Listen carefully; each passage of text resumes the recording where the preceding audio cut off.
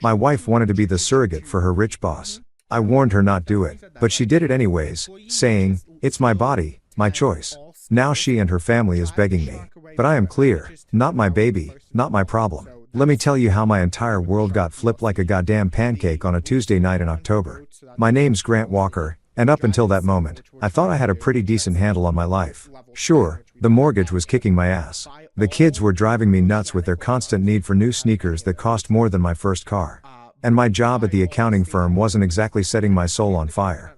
But hey, that's middle-class America for you, right? We're all just treading water, hoping we don't drown before retirement. I was sprawled on our beat-up leather couch, the one we'd bought from a garage sale 3 years ago because we couldn't afford the fancy sectional Melissa had been eyeing at Pottery Barn, flipping through Netflix like it was my part-time job. You know how it is. Scroll for 20 minutes, watch nothing, repeat until bedtime. The kids were finally asleep after what felt like a 3-hour negotiation about why they couldn't have ice cream for dinner. And for once, the house was quiet enough that I could actually hear myself think. Melissa walked into the living room with that weird smile she gets when she's about to tell me she bought something expensive without asking. You married folks know the look. It's somewhere between, "Please don't be mad and I'm about to ruin your day." She popped down next to me, which should have been my first red flag because usually she sits on the opposite end of the couch, scrolling through her phone, liking Instagram posts of her high school friends pretending their lives are perfect. "So," she said, and that's when I knew I was screwed. Nobody starts a conversation with "so" when they're about to tell you something good. "So" is the opening act for bad news? "So" is what comes right before the car needs new brakes or your mother's coming to stay for a month? I muted the TV, some crime show where they solve murders in exactly 42 minutes, which is about as realistic as my chances of ever owning a boat, and turned to look at her. "What's up, babe?" I asked because despite being married for 8 years, I still hadn't learned to just keep my mouth shut and pretend to be asleep. That's when she dropped it. Just like that. No warning, no build-up, no "honey, we need to talk." She just looked at me with those big brown eyes that had gotten me into this mess in the first place and said, "I'm going to be a surrogate for my boss, Mr. Whitmore." I swear to God, time stopped. You know that moment in movies when everything goes silent and the camera zooms in on the protagonist's face? That was me. Except instead of dramatic music, all I could hear was the neighbor's dog barking at absolutely nothing like dogs do when they want to remind you that life is chaos. At first, I laughed.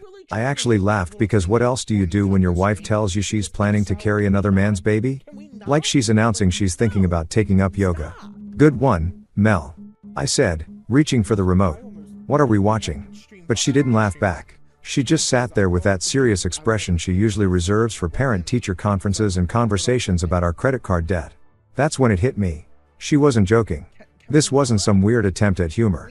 My wife, the mother of my 3 children, the woman who complained when I left dishes in the sink overnight, was seriously telling me she wanted to get knocked up by her boss. "Melissa," I said slowly like I was talking to one of our kids after they'd done something spectacularly stupid, "please tell me you're kidding." She shook her head and I felt something cold settle in my stomach. You know that feeling when you're on a roller coaster and you hit the big drop? That moment when your brain catches up to what's happening and realizes you're completely screwed. "Yeah, that his wife can't have children." She continued like this was a perfectly normal conversation. "They've been trying for years. Vivian's had 3 miscarriages and the doctors say it's not safe for her to keep trying. Charles asked me last week if I'd consider it and I've been thinking about it ever since." Charles, she called him Charles, not Mr. Whitmore. When had that started? And more importantly, when had my wife started having private conversations with her boss about his reproductive plans? "Melissa, no." The words came out sharper than I intended. But hell, she just told me she wanted to carry another man's child. I think a little sharpness was warranted. This isn't some small favor. This isn't like watching their dog while they go on vacation. This will destroy us. She rolled her eyes. Actually rolled her eyes like I was being dramatic. "Grant, it's not like I'm having an affair. It's a medical procedure. I'm helping them have a family. You're helping yourself have a closer relationship with your boss." I shot back because let's be real here. Melissa had always been a little too eager to please authority figures, a little too concerned with what people thought of her. In high school, she was the girl who stayed after class to wash the chalkboards. In college, she was the one organizing study groups for professors who probably didn't even know her name. And now at 32, she was offering to carry her boss's baby because she thought it would make her indispensable. "That's not what this is about," she said. But her voice had that defensive edge that told me I'd hit the nail on the head. Charles and Vivian are good people. They deserve to have a family. "What about our family?" I asked, gesturing around our living room with its mismatched furniture and crayon marks on the walls. What about our kids? What about us? She looked at me like I just suggested we sacrifice a goat in the backyard. This doesn't have anything to do with us. It's my body, Grant. My choice. I don't need your permission. And there it was, the line in the sand. The moment when I realized that somewhere along the way, we'd stopped being a team and started being two people who happened to live in the same house and split the electric bill. My chest felt tight, like someone had wrapped a rubber band around my ribs and was slowly twisting it. Melissa, I said, trying to keep my voice steady. If you do this, it will destroy our marriage. You understand that, right? She stared at me for a long moment, and I thought, maybe, just maybe, she was starting to get it. Maybe she was realizing that carrying another man's baby wasn't exactly the kind of thing you could just add to your weekend to-do list, right between grocery shopping and soccer practice. But then she smiled, and it wasn't the warm smile I'd fallen in love with 8 years ago. It was cold, calculated, like she'd already made up her mind and was just going through the motions of pretending to care about my opinion. Then maybe, she said, standing up and smoothing down her yoga pants. You should rethink what being a husband means. And just like that, she walked out of the room, leaving me sitting there with the muted TV and the crushing realization that my marriage had just died. Even though neither of us was ready to admit it yet. That was the night everything changed. That was the night I learned that sometimes the person you love most in the world can become a complete stranger without ever leaving the room. You'd think after dropping a nuclear bomb on our marriage, Melissa might have taken a step back to consider the radioactive fallout. But nope, that would have required actual self-awareness. And apparently my wife had checked that particular skill at the door when she decided to play baby factory for her boss. The next few days were like living in some twisted version of Groundhog Day, except instead of Bill Murray trying to win over Andy McDowell, I was stuck trying to talk sense into a woman who'd apparently lost her damn mind. Every morning I'd wake up thinking maybe the whole thing had been a nightmare brought on by too much leftover pizza. But there she'd be, humming while she made coffee, acting like she hadn't just announced her plans to destroy our family with the casual enthusiasm of someone discussing their weekend gardening plans. Melissa, I'd start because I'm nothing if not persistent. Some might say stupidly optimistic. We need to talk about this surrogate thing. She'd give me this patronizing smile that made me want to throw my coffee mug against the wall. Grant, I've made up my mind. Charles and Vivian really need this. Charles and Vivian. Always Charles and Vivian. Like they were the royal family or something. Never mind that Charles was just another corporate suit who'd probably stepped on a dozen people climbing his way up the ladder. And Vivian was one of those society wise who spent more on handbags than most people made in a year. But sure, let's upend our entire life because they couldn't figure out how to make a baby the old-fashioned way. I tried every angle I could think of.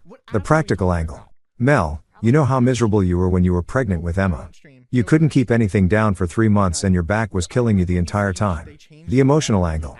What are the kids going to think when mommy's walking around with someone else's baby? The financial angle. They're not exactly paying you enough to cover the medical bills, let alone compensation for 9 months of your life. But nothing stuck. She had an answer for everything. Delivered with the kind of self-righteous certainty that probably started wars back in the day. She'd help with childcare costs. She'd explain to the kids that she was helping a family. She was doing this out of the goodness of her heart, not for money. Although, let's be real, the 25 grand Charles was offering didn't exactly hurt her enthusiasm. Then the flying monkey showed up. First, it was her sister Clara because of course it was. Clara had always been jealous of Melissa, jealous of her job, her house, her kids, probably even her split ends, if we're being honest. So, naturally, when Melissa called to share her brilliant plan, Clara jumped on the supportive sister bandwagon like she was running for political office. The call came on a Thursday night while I was helping Jake with his math homework, trying to remember why algebra was supposed to be important when you grow up to be an accountant who spends his days entering numbers into spreadsheets that nobody reads. Grant, Clara's voice had that fake sweet tone she used when she was about to stick a knife between your shoulder blades. I just wanted to call and tell you how proud I am of Melissa. I pressed the phone harder against my ear, hoping the kids couldn't hear this conversation. Oh, yeah. And why is that, Clara? For agreeing to be a surrogate. It's such a selfless, beautiful thing to do. You should be supporting her instead of being so negative about it. Negative, right? Because apparently not wanting your wife to carry another man's baby made you the villain in this twisted fairy tale. Clara, with all due respect, this is between Melissa and me. It's really not. She's my sister, Clara interrupted. And I could practically see her getting all puffed up with righteous indignation. And what she's doing is amazing. She's giving the gift of life to people who can't have children. It's practically saintly. Saintly. Jesus Christ. You know what would be saintly, Clara? If Charles and Vivian adopted one of the thousands of kids who need homes instead of paying my wife to manufacture them a custom baby. The line went quiet for a second and I thought maybe I'd actually gotten through to her. But then she came back swinging. You're being selfish, Grant. This isn't about you. It's about helping people. And Melissa has a big enough heart to do it. Maybe you should try having a little compassion. I wanted to tell Clara exactly where she could stick her compassion. But Jake was sitting right there chewing on his pencil eraser and probably absorbing every word of this train wreck. So instead, I just said, thanks for the call, Clara. I'll keep that in mind. And hung up. But Clara was just the opening act. The real headliner came that Sunday after church because, of course, this conversation had to happen after church where everyone was supposed to be feeling all holy and charitable. Melissa's mother, Joanne, cornered me in the parking lot while Melissa was inside getting the kids from Sunday school. Joanne was one of those women who'd perfected the art of passive-aggressive warfare, who could make you feel like a complete piece of garbage while smiling and offering you a casserole. Grant, dear, she said, linking her arm through mine like we were old friends instead of two people who barely tolerated each other.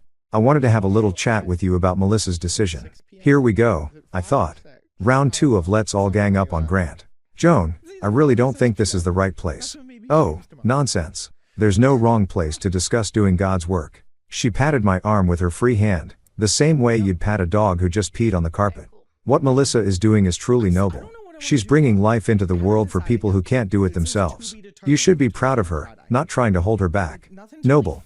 There was that word again. Apparently, everyone had gotten the memo that this was the official spin we were putting on the situation. Joanne, I understand that you think. I don't think, dear. I know. I raised 3 children and I know what sacrifice looks like. Melissa is making a beautiful sacrifice. And as her husband, you should be supporting her, not making her feel guilty about doing the right thing. The right thing. The right thing would have been talking to me before she agreed to anything. The right thing would have been considering how this would affect our kids, our marriage, our entire life. But apparently I was the only one who seemed to think any of that mattered. Has it occurred to anyone? I said, trying to keep my voice low, even though I wanted to shout. That maybe Melissa should have discussed this with her husband before agreeing to carry another man's baby. Joanne's smile never wavered, but her grip on my arm tightened. Marriage is about supporting each other's dreams, Grant. Not holding each other back out of selfishness. Selfishness, right?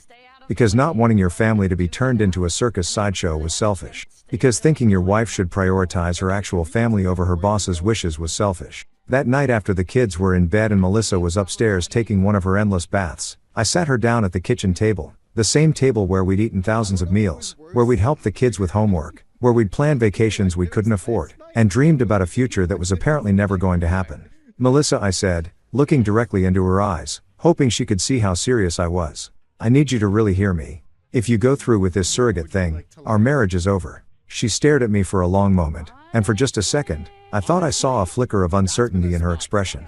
Maybe she was finally starting to understand what was at stake here. Maybe she was realizing that some decisions can't be undone, that some choices change everything.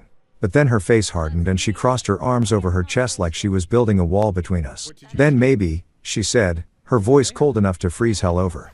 You should rethink what being a husband means. And there it was again. The same line she'd used a few nights ago, delivered with the same icy certainty. Like I was the problem, like I was the one being unreasonable. That was her ultimatum. Delivered with all the warmth of a tax audit. Shape up or ship out. Support her insane plan or get out of her way. Looking back now, I realized that was the moment our marriage officially flatlined. Everything that happened after that was just the long slow process of pulling the plug. 3 months. 3 goddamn months of walking on eggshells, sleeping in the same bed as someone who'd essentially become a stranger, and pretending everything was normal while my wife went through the motions of getting artificially inseminated with another man's sperm. Yeah, you read that right. Artificially inseminated because apparently even when you're destroying your marriage, there are still medical procedures to follow. During those 3 months, I kept hoping she'd come to her senses. Maybe she'd wake up one morning and realize that carrying her boss's baby wasn't exactly the career move she thought it was. Maybe she'd look at our kids. Jake with his gap-toed grin. Emma with her stubborn cooic. And little Sophie who still crawled into our bed during thunderstorms. And remember that she already had a family worth protecting. But hope, as it turns out, is just disappointment wearing a fancy outfit. The morning everything became real started like any other Tuesday in suburban hell. I was downstairs making coffee in our ancient Mr. Coffee machine that made sounds like a dying walrus, but somehow still managed to brew a decent cup when I heard Melissa's footsteps on the stairs. Not her usual rushed morning stomp. She was late for everything, always had been, but slow, deliberate steps like she was walking to her own execution or mine. She appeared in the kitchen doorway wearing that ratty pink bathrobe she'd had since college, The one with the coffee stain on the front that no amount of bleach could remove. Her hair was pulled back in one of those messy buns that women somehow make look effortless but probably takes 20 minutes to achieve, and she was holding something in her hand. A pregnancy test, because of course she was. "Grant," she said. And her voice had this weird mix of excitement and terror that I'd heard twice before when she told me she was pregnant with Jake and again with Emma. But this time hearing it made my stomach drop through the floor and probably into our neighbor's basement. I set down my coffee mug, the one Emma had made me in art class with "World's Okayest Dad" painted in crooked letters, and turned to face her fully. Part of me wanted to run, just bolt out the back door, hop in my Honda Civic, and drive until I hit ocean or ran out of gas, whichever came first. But the other part of me, the part that had been preparing for this moment for 3 months, just stood there waiting for the inevitable. "It worked," she said, holding up the pregnancy test like it was a winning lottery ticket instead of the death certificate for our marriage. "I'm pregnant." And there it was. The moment when theoretical became real, when stupid became irreversible, when my wife officially became pregnant with her boss's baby. She was standing there with this triumphant smile on her face like she just won the Nobel Prize for outstanding achievement in ruining your family. And all I could think was how completely and utterly screwed we were. I didn't yell. I didn't throw anything. I didn't grab her by the shoulders and shake her until she came to her senses. I just looked at her, really looked at her, and said the only thing that made sense anymore. "Okay. That's it. Just okay." One word for letters. The period at the end of the sentence that had been our marriage. She blinked at me, clearly expecting some kind of bigger reaction. Maybe she thought I'd suddenly see the light and realize what a beautiful, generous thing she was doing. Maybe she thought I'd break down and beg her to reconsider. Or maybe she thought I'd lose my completely and give her the dramatic confrontation she could use to justify everything she'd done. But I didn't give her any of that. I just picked up my coffee, took a sip, and said it again.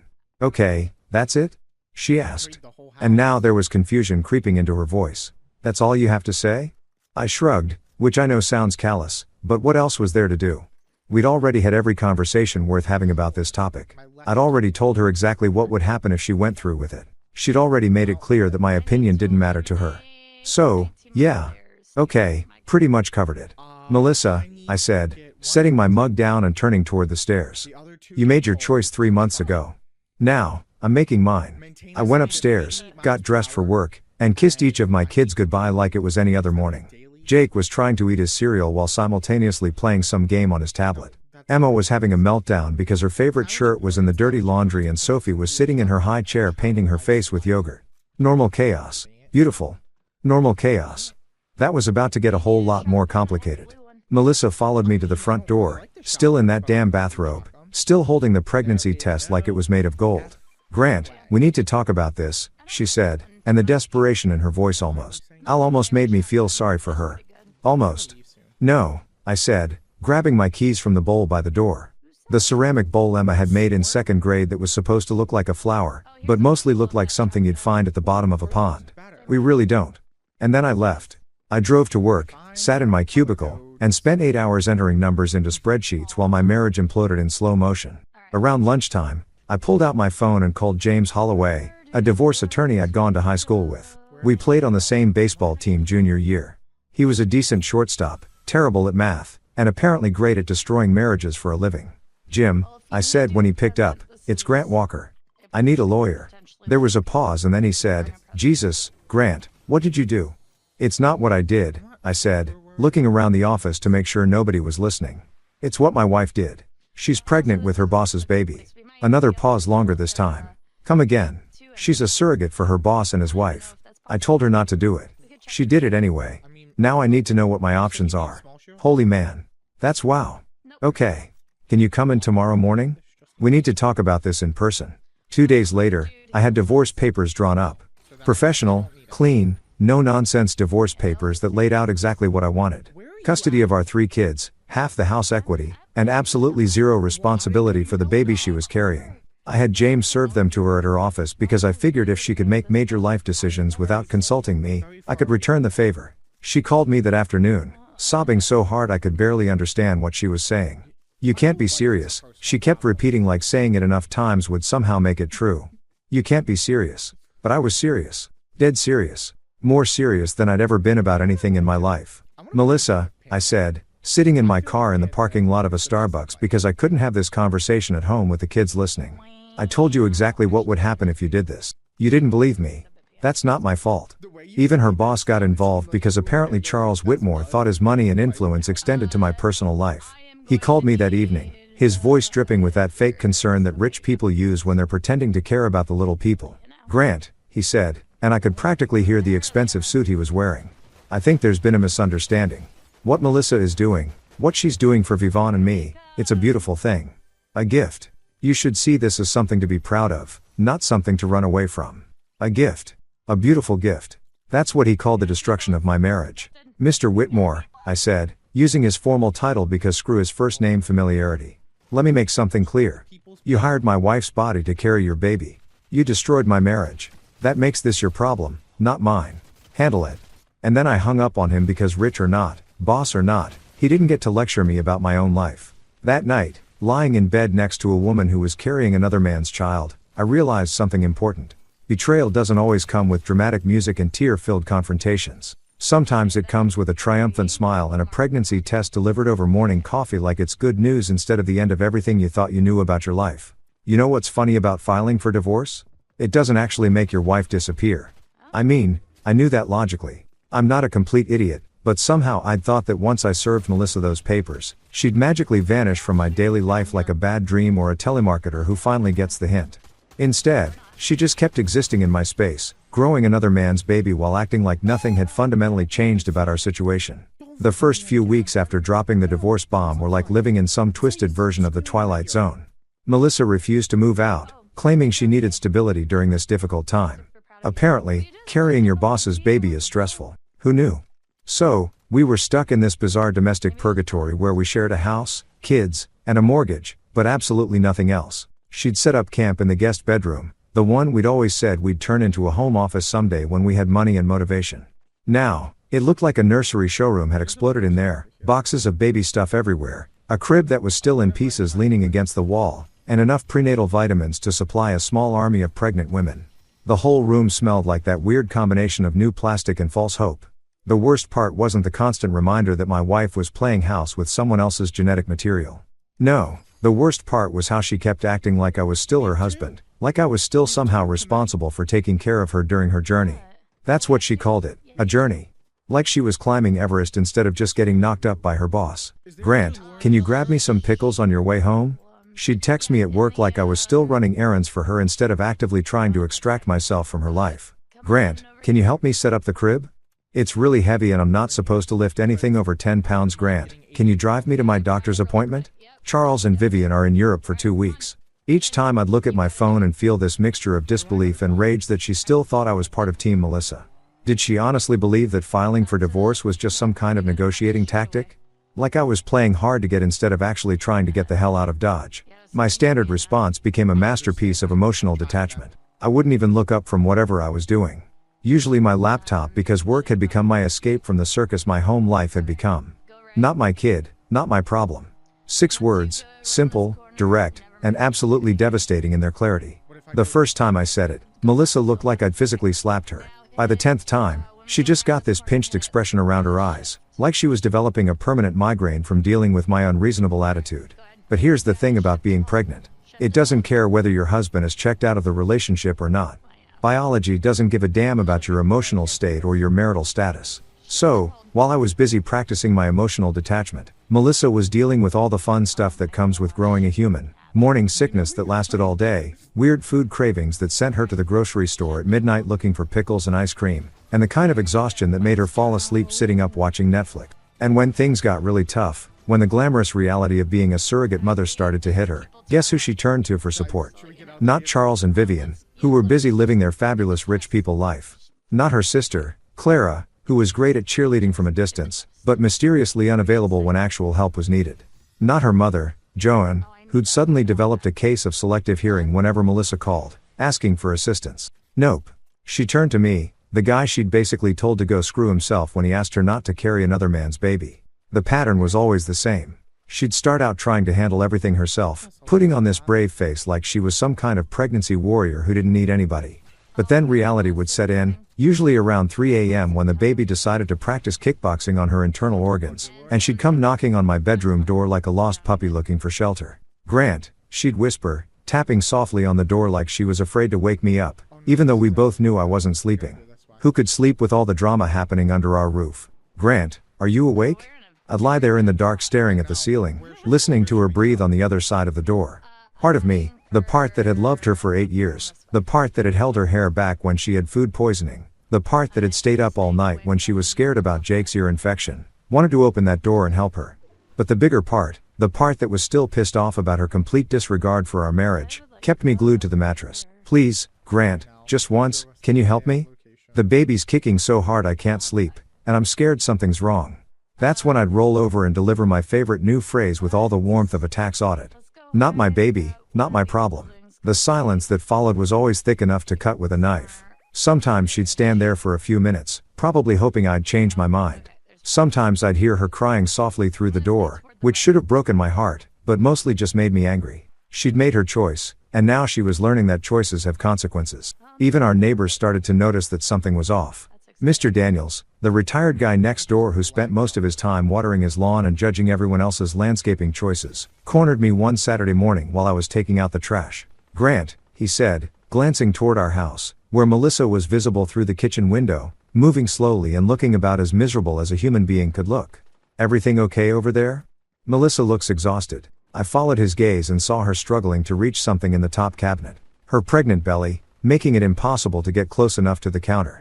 6 months ago, I would have rushed inside to help her.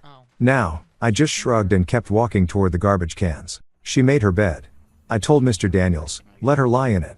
He gave me this look like I just announced I was joining a cult or starting a meth lab in my garage. But Grant, she's pregnant. Doesn't matter what happened between you two. She needs help. Then her boss can help her, I said, shoving the trash bag into the can with more force than necessary. He's the father, not me. Mr. Daniels shook his head like he couldn't believe what he was hearing.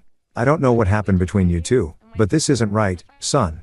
A man doesn't abandon his wife when she's carrying a child. A wife doesn't get pregnant by another man. I shot back because I was getting really tired of everyone acting like I was the villain in this story. Charles Whitmore wanted a baby. He got one. Now he can deal with everything that comes with it. But Charles and Vivian, it turned out, were about as useful as screen doors on a submarine when it came to the day-to-day reality of pregnancy. They showed up for the big moments, the ultrasound appointments where they could see their precious baby developing, the doctor visits where they could ask questions about genetic testing and due dates. They brought expensive gifts and talked about nursery themes and college funds.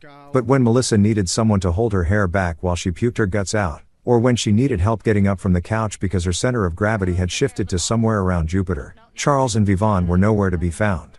They had lives to live, after all, important places to be. Charles had board meetings and golf games. Vivon had charity galas and spa appointments. They couldn't be expected to deal with the messy, unglamorous parts of pregnancy. That's what husbands were for.